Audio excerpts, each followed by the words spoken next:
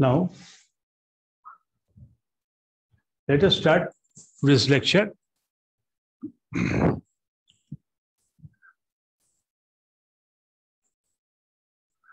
We have started yesterday the bending of the beams, and we have gone through.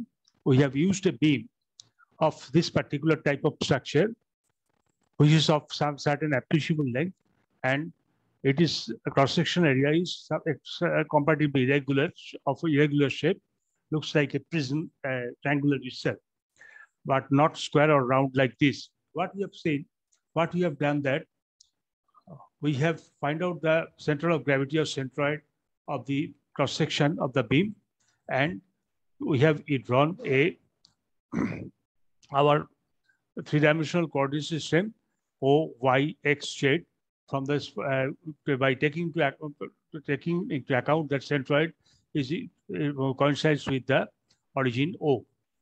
And now we are understanding that we are using here the concept of moment vector, which moment vector, because moment is also a vector quantity, as because it has quantity as well as direction itself. We know the moment or couple or torque is equal to the is resulted in a two parallel forces acting over a cross section, but in opposite direction, and the moment value of the moment is the value of value of the force multiplied by the parallel distance in between them. Both these forces are supposed to be equal, and its moment vector as it is having maybe a clockwise or anti-clockwise rotation, and its moment vector is defined as by the value of the torque, as well as the direction is given as the straight line going about which this torque is acting. If the straight line acts according to the positive direction of certain coordinate axis, it is called positive moment, and it is if it acts according to the negative direction of the moment, it is called negative moment itself. Next, we went through the conception of neutral axis. We have considered a plane here in the over this beam where there is no stress exists, but above the plane and below the plane stress exists. Stress means the flexural stress. If it is subjected to a bending moment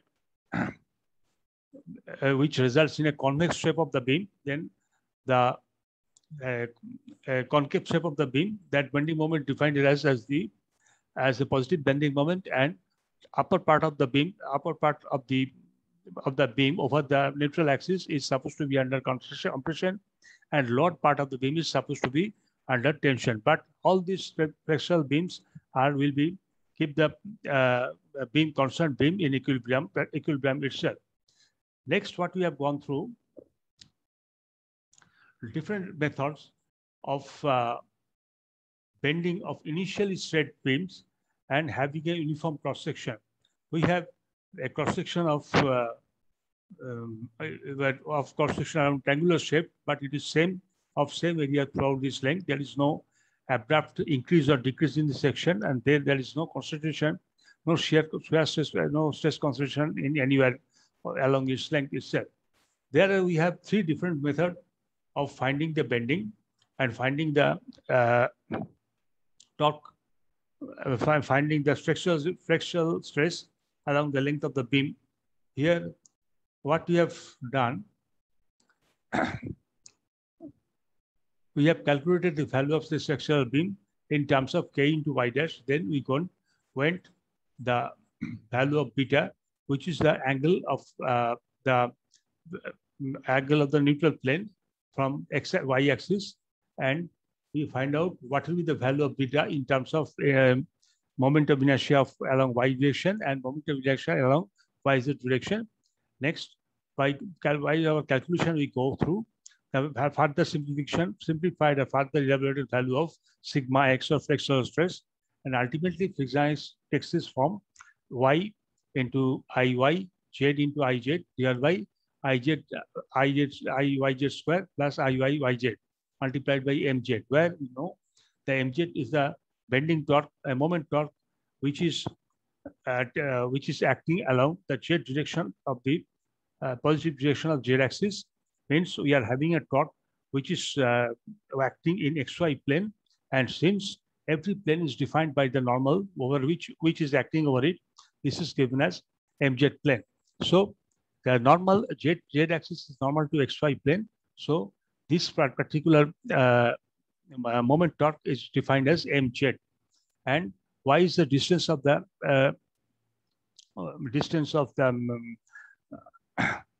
neutral axis from y-axis, and z is the distance of neutral axis from y-z axis. Iy is the second moment of inertia along around y-axis. Same, the second moment of inertia along yz in yz plane. First was yy plane, it was in second was in yz plane, and thus we have got the value of sigma x in terms of y, z, iy, iyz, and mz itself. There are various methods of doing this, getting this equation. Let us discuss them one by one before we go to the problem itself.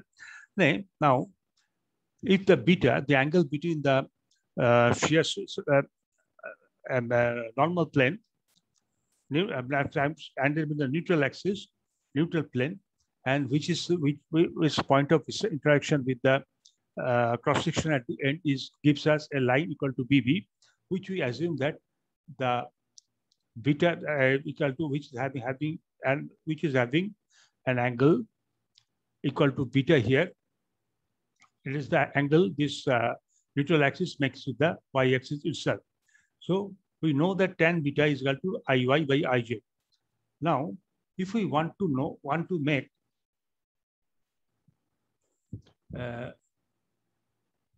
beta is equal to 90 degrees, what will happen? Then Iz supposed to be 0, because we know tan 90 degrees is equal to infinity. So the denominator of the equation Iy by Iyz is supposed to be like this, that Iyz is supposed to be equal to 0. So if y and z, if Iyz, then there is no moment of inertia in yz plane. If y and z axis happens to be the parallel axis of the cross section itself, because within that case, that is the maximum or minimum stress acting over the y-axis and z-axis, and there should not be any shear stress, and there should not exist any shear stress. And if there does not exist any shear stress itself, then there should not be any moment of inertia acting over this plane itself. Now, if the y and z axis are the principal axis, at bending moment we understand acting in this xy plane, means the plane contains the plane in x direction or y direction. Bending moment means the vertical, x is horizontal, y axis is always vertical. So bending moment is acting in the vertical plane.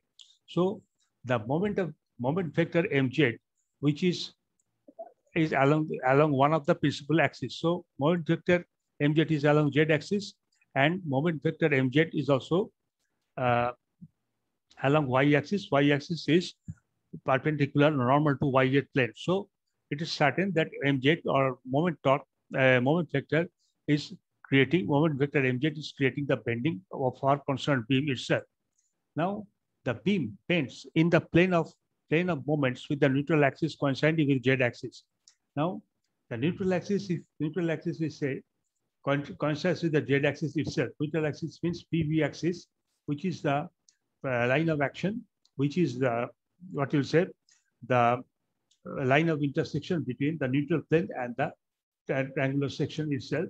Then we see that if this line BB coincides with z-axis, this line BB coincides with z-axis, means it works along this axis, what will happen? Then equation will reduce to this equation will reduce to what? All Iz is equal to 0. So this portion will be equal to m. This mz remains here, mz multiplied by y, and this iy is cancelling this iz. So this will be equal to minus mz by y. As it is created, and as this is similar to the elementary flexure formula, which is valid for symmetrical bending also. Now, this is so because for a symmetrical section, the principal axis coincides with the axis of symmetry. The principal is always acting in the coincident axis of symmetry itself. So, an alternative method of solving the problem is to determine the principal axis of the section itself. So, first you have to find out what are the principal axes. Then we have to resolve the bending moment into components along this axis. So, bending moment, we are acting as a torque, which is a torque or moment, but we are here acting as a force, thinking as a force because it has a direction in a particular direction, say y-axis. Then we can resolve this moment vector along x-axis or y-axis and z-axis itself. Then you can apply the elementary flexure formula. Here, what we have here shown here, this is the cross section of our beam, which is arbitrary in nature. This is the cross section given here. So what we have is, say, this is the z-axis, this is y-axis itself, and z-axis, y-axis, and are this set of arbitrary centroidal axis in the section. This is the centroid, and y-axis and z-axis is passing through the center, and the point of origin is the O itself.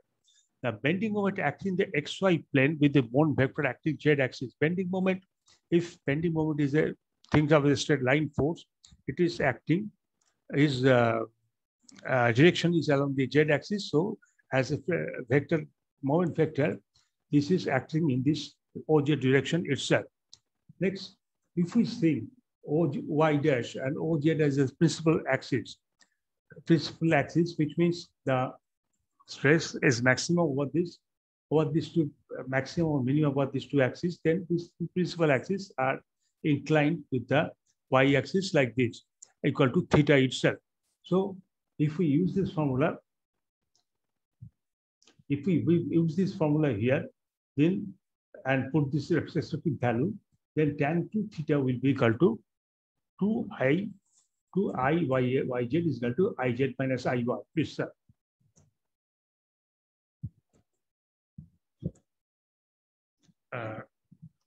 The moment resolved along the principal axis X and Y will be mz. Here, mz is OZ and OY. Yes. Here's mz, my. Here, my is mz is equal to acting along this direction, and it will take the resolution of it here. That will be equal to mz equal to my mz dash is equal to my cos theta, mz cos theta, because we actually acting OZ as the hypotenuse and OZ dash as the hypotenuse, and OZ is the basis. So if we take the cosine of the mz, which is acting along this thing, then mz is the base of this triangle.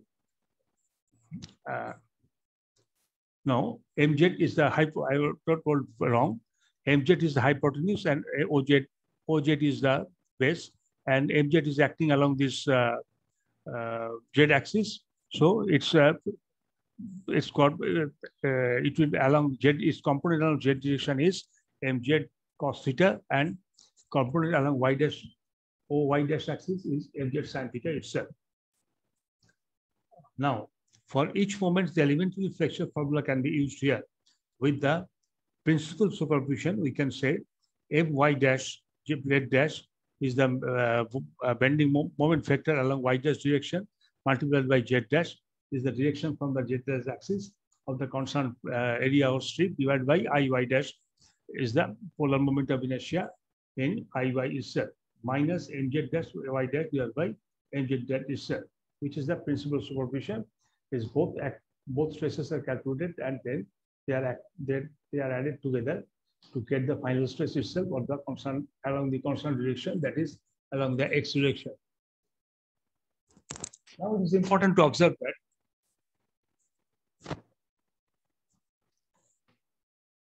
the positive direction, that the positive stress shown as in figure, it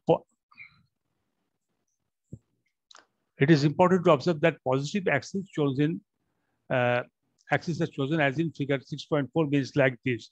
These are the positive axis. This is positive, this is positive, this is positive, this is positive. Anything against just exactly opposite to O will be negative here. So what we are discussing, a point with a positive y coordinate and will be under compressive stress for positive mz or mz cos theta. Thus, a minus sign is used in the equation. So what is happen? Mz dash is positive, it will act. Mz dash is positive, then it will act along the positive direction of z axis. So what the torque is,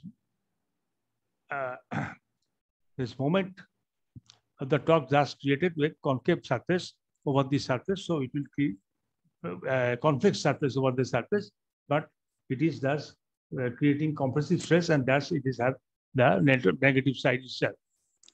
That's a negative sign or minus sign is used in the equation itself. The neutral axis is defined here. The sigma x is equal to 0. There is no stress. So if you equate this equation equal to 0, you will take this particular form: z dash by y dash tan beta dash is equal to mz dash I dash by I dash az dash. The angle beta dash is with the respect of y dash axis. It is the angle of neutral axis with respect to y dash axis itself. Now, so thus we have got the value of sigma x in this process with the idea that our principal stress is acting in y dash and z dash direction itself.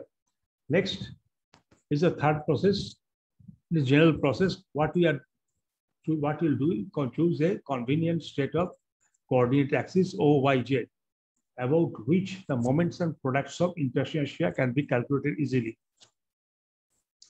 So what you do, a set of coordinate axis, always we are going this three-dimensional coordinate axis. Three-dimensional coordinate axis here, O, X, O, Y, Z. Here we are taking only two. We are not showing the O, X axis, but it is acting in this direction itself. Say that here we got O, Z, and Y. And as per our convenience, we can make it. So we are making it vertical over the plane of the piece of paper. But about the moments and products, inertia can be calculated easily, about which that M is the applied moment vector. Here, the applied moment vector is acting. Moment vector is acting in this direction, shown in the figure. And we have to now resolve the moment vector into two components, my and mz, along z and x axis respectively, y and z axis respectively. Now we assume the Euler-Bernoulli hypothesis, according to which the section that was plane before bending remains plane after the bending. So what we are saying that again and again same thing. Planes after the section before the bending remains plane even after the bending with the action of external force itself. Now,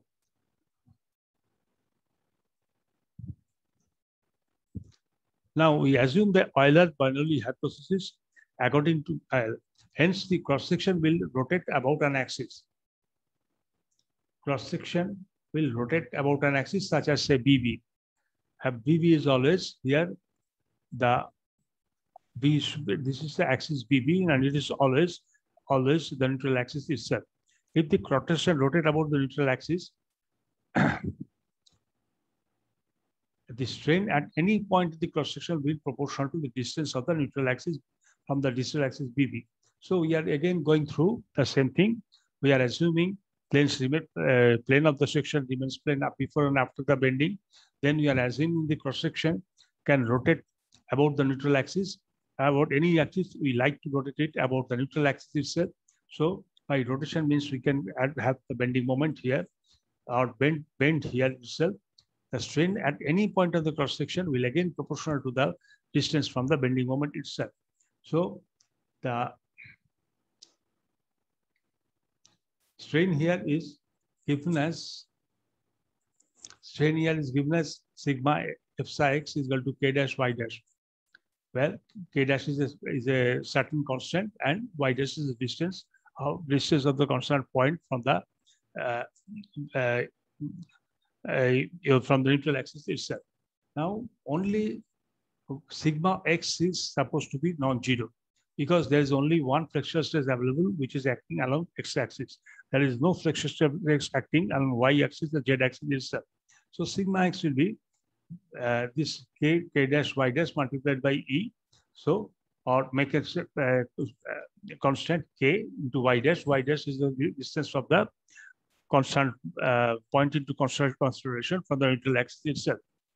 Or it is the value of the y coordinates in terms of y dash itself. Now, k is some constant itself, just I've told you. For equilibrium, the total force over the cross-section should be equal to 0.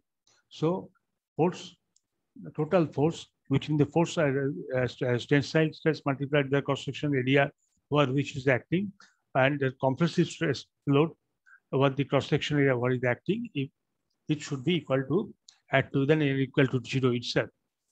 Because in order to maintain the equilibrium, we can safely have this. We can safely have this idea itself. Now, since only a moment is acting, what happens? Sigma x dA, the sigma is the stress constant of stress in the flexural stress along x direction multiplied over the elemental area over which it is acting. And if we integrate twice, it will become to k outside of the point line of sign of integration and double integration of y dash minus dA is equal to 0 itself. As because the neutral axis passes through the centroid. Always we are saying that it passes through the centroid. So what is the benefit of it? Let beta dash is the angle with the neutral axis and the y-axis itself, which is shown here. This is the neutral axis and the angle with the y-axis. It makes with the y-axis equal to beta itself. Then from geometry of this figure, here we have already calculated that it's 6.3 here.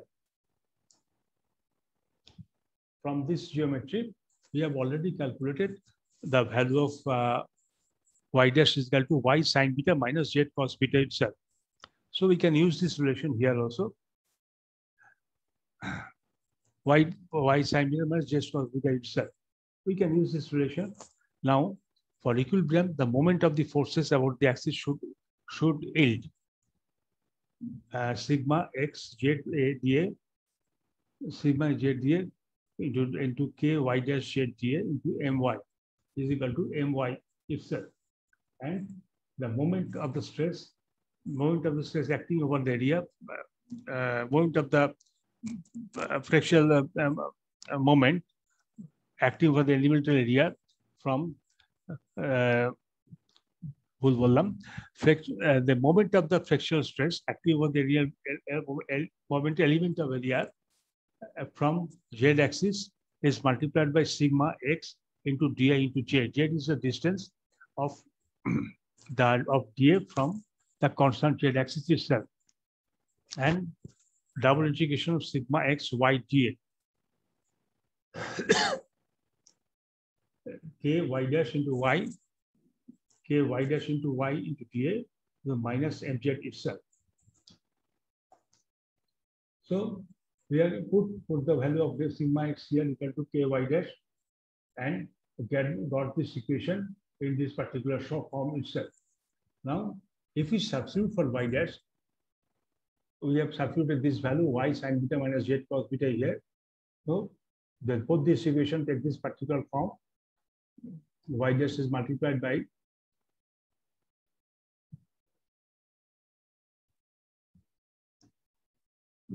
y multiplied by k dash. In both the cases, one y dash multiplied by k, which is brought outside the plane of integration, and multiplied by z here, the first equation, and then it is multiplied by y here, the second equation. This first equation takes this form here, as it is multiplied with z, that is yz sine beta and minus z square cos beta. As the second equation, it is multiplied by y square sine beta minus yz cos beta into g8. This is mz, my means the bending moment around in y direction, and mz bending moment in negative side of the y direction bending torque. Moment vector in negative side of the z direction itself. So thus it happens that k multiplied by ij is the point of integration of yz. This is the ij sine beta. Point of integration of z square is the iy. And ij, similarly, yz cos beta is equal to minus mz. So,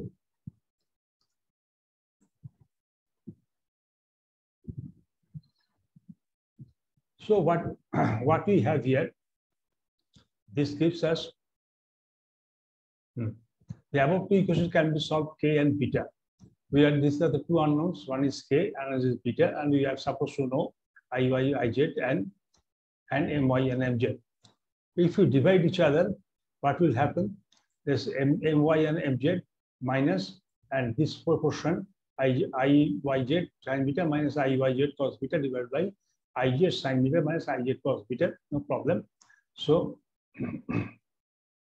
next, if we use the cos beta as common and brought outside on both the denominator, then iyz will be sin beta minus iy, and ijz will be also tan beta minus iyz. We take this particular form my mz. Again, if we solve for tan beta, the tan beta will take this particular shape here. Iy into mz plus iyz into my, iyz into mz plus ij into my itself. This gives the location of the neutral axis beta itself, because tan beta is the orientation of the neutral axis from particular y coordinate itself. Now, if we substitute again for k from here, we get the k from here. K is equal to my divided by ij sin beta minus iy cos beta. Then the sigma x into 11 here from beta into equation A and B itself. Then sigma x will become from into equations A and B. What is that? Then here we get the value of sigma x is sigma x, and from the equation B we are getting value of y dash. This is like this itself. My sigma is given by my sin beta in minus z cos beta iyy sin beta minus ij cos beta itself. Thus, my can convert it to tan beta by using cos beta out, and thus here is the iyj tan beta minus iy y tan beta minus z my. Then substituting this value of sigma x in, substituting the value of tan beta from the sigma x, it will take this particular form of sigma x itself. Here, mz is torque vector in my is supposed to be the known. Here, the y iy minus zij plus mz ij into zz, and iyz minus ijyz itself. Thus, this is the big equation for sexual stress itself. When my is 0, this here, the above equation becomes equivalent to the earlier equation 6.8. So let us recapitulate like this. If the m, let the m is the applied moment.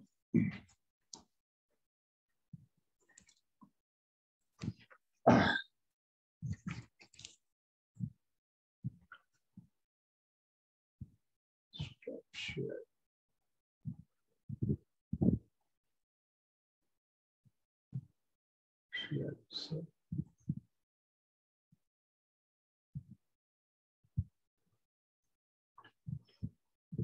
Now what will happen?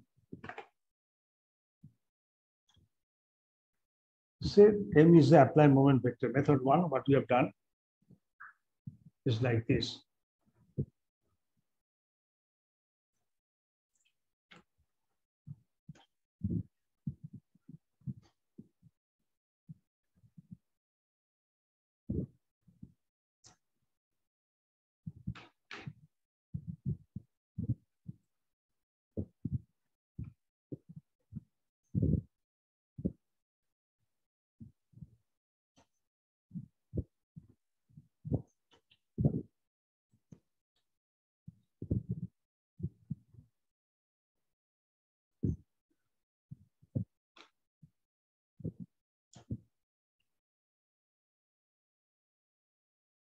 Let M is the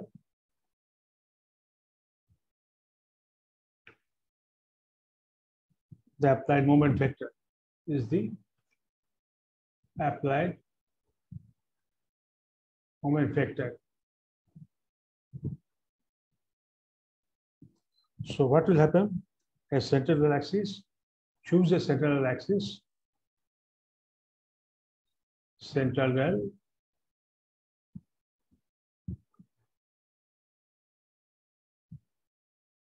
axis OX, OYJ.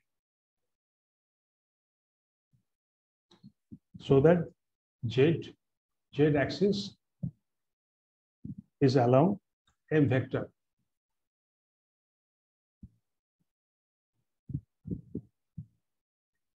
And the stress sigma x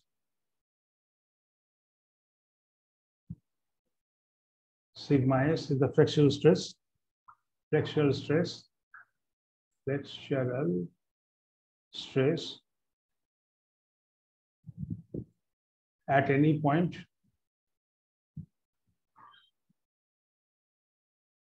given by the coordinates yz. We are thinking of the y-axis and z-axis here. Here OYZ, so it is only y-axis and z-axis, and then the neutral axis is given by. Then what happens? Then sigma x is equal to 6.8. Sigma x equal to YII minus ZIYJ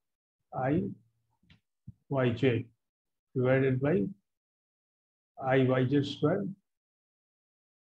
minus IYIZ itself multiplied by MZ.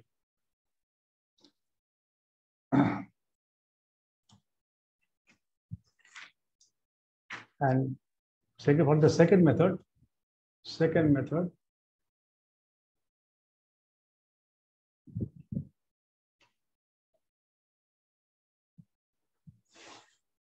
now we are choosing the same centroidal axis, centroidal coordinates, centroidal set of axes.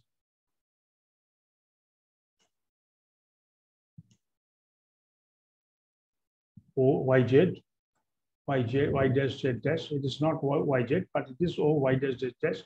Means this axis YZ and Z dash has an angle in between Y dash and them.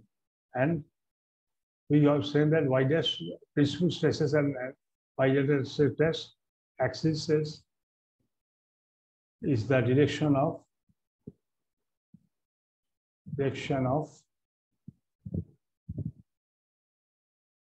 principal stress axis.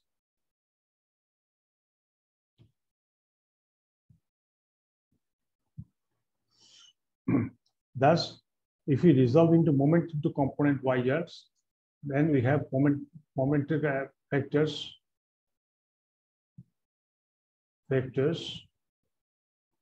my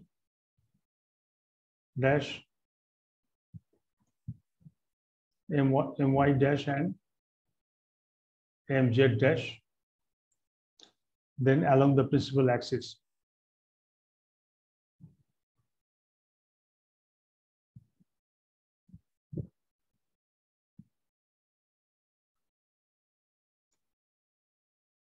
then the stress, normal stress will be, then the fractional stress, then the fractional stress,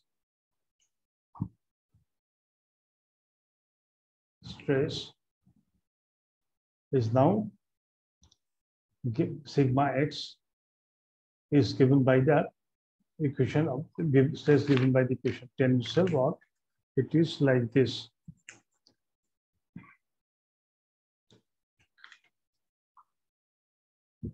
Question 6.9 and the orientation of this will be 6.10. 6.9 is here. This is sigma x is equal to my dash and z dash divided by I dash. And on there is minus mz dash into y dash by iz dash. Next, method 3 is there, third method.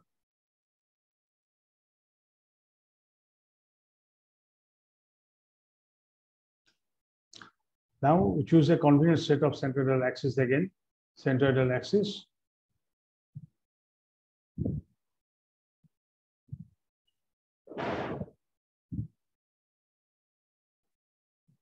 OYZ, OYZ, about which the product moment of inertia will be calculated. Resolve applied moment, resolve the moment M.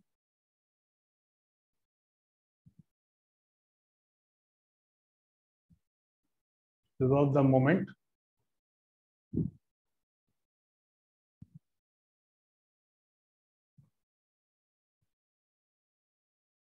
M as mz and my, then sigma stress, and the stress sigma is given by the formula.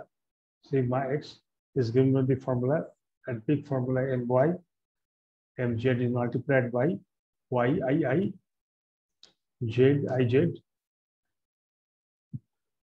plus my plus multiplied by yiz itself minus ziz divided by iyz square, iy by yz itself. So far this is the system of bending.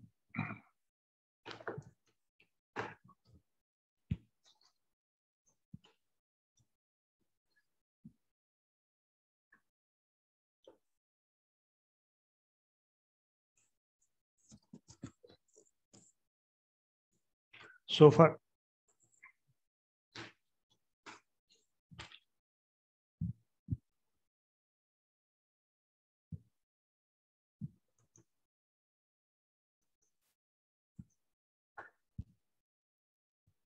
this is the